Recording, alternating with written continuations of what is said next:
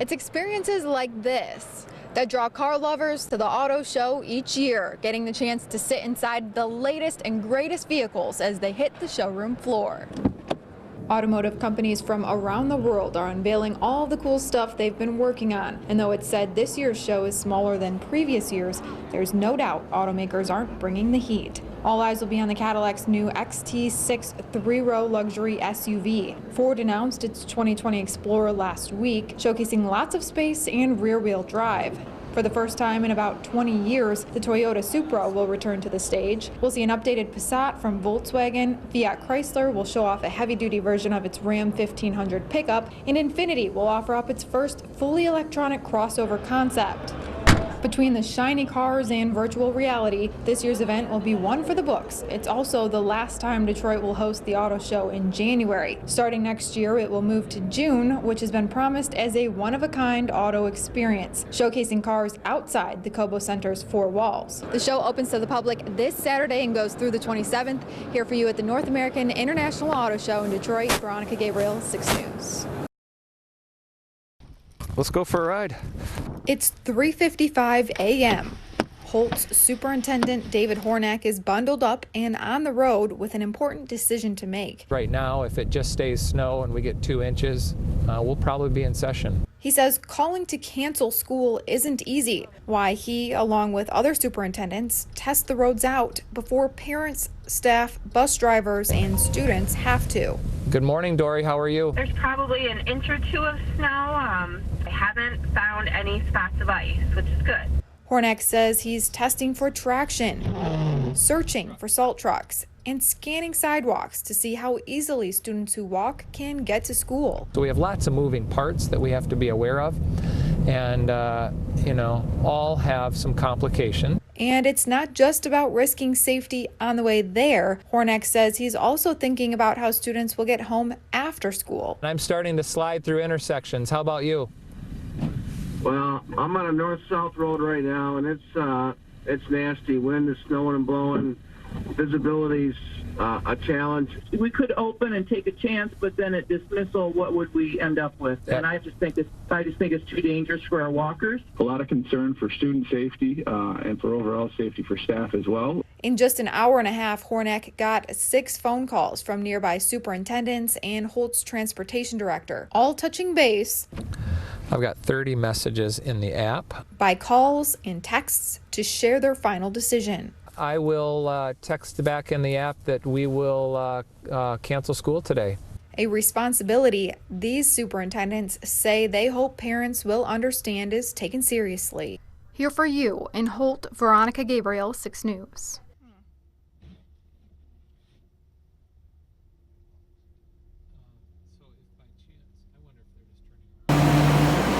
Just 24 hours after the last round of seeds went in the dirt, Robert Reese's field started to look more like a lake. It must have rained pretty hard for a while. This isn't the first time he's said those words this season. In fact, almost every day he says he wakes up to find more water on his field, putting him, planting-wise, more than a month behind. And he's not alone. We worked 3 very long days and got actually about half our corn in during that time frame.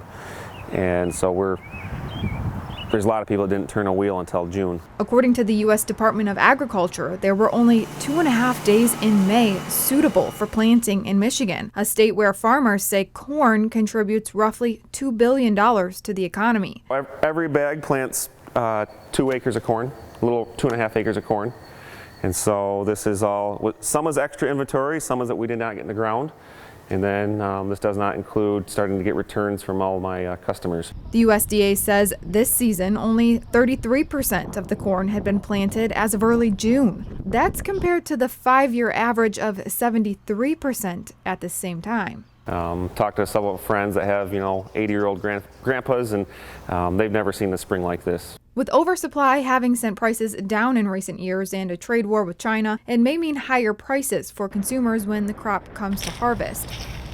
For Reese, he says he's opted in for crop insurance, something farmers pick in early March before the season really begins. So he hopes and prays his crops will make it through. It'll be interesting this fall of how much crops are there to sell, will there be a shortage, will we have enough?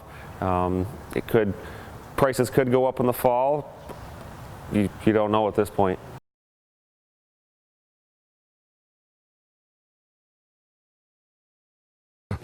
We keep all kinds of comics, so here's Archie. This is Randy Scott. He's in charge of the largest publicly available comic book collection in the world. We had a guy try to count them, and he came up with over 300,000. The art is housed alphabetically on shelves in boxes in the basement of MSU's library. The colorful comics are wrapped carefully to preserve them as long as possible. These are on such cheap old paper that there was acid in them when they were made.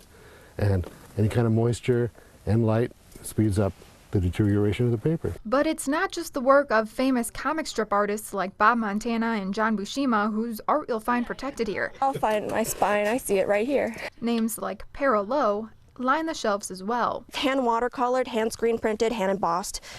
I did a lot to this cover. Lowe is a senior at MSU. Yeah, this is my second comic that I did. She took advantage of the university's comic art and graphic novels minor taught by Ryan Clater, where students learn to create their own comics and sell them. I've had music students, game design students, grad students, undergrads. It's really across the board. Clater says the minor mixes art and literature classes, telling me many of his students have went on to work at top comic book companies and places like Cartoon Network. But no matter how successful, many of those first drawings stay right here. They have a signing party over at the comic book store across the street, and I go over there and buy them. Becoming part of this famous collection, available for anyone to check out. It's exciting for them and for me because, we have now, another dozen comic books that no other library in the world will ever have.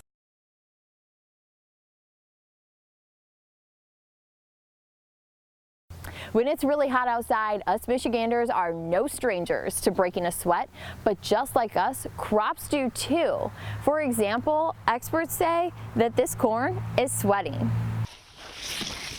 The water has to come up through the plant, and to do that, it has to draw the water through the roots. And when doing that, the corn also sweats or transpires water out through the leaves.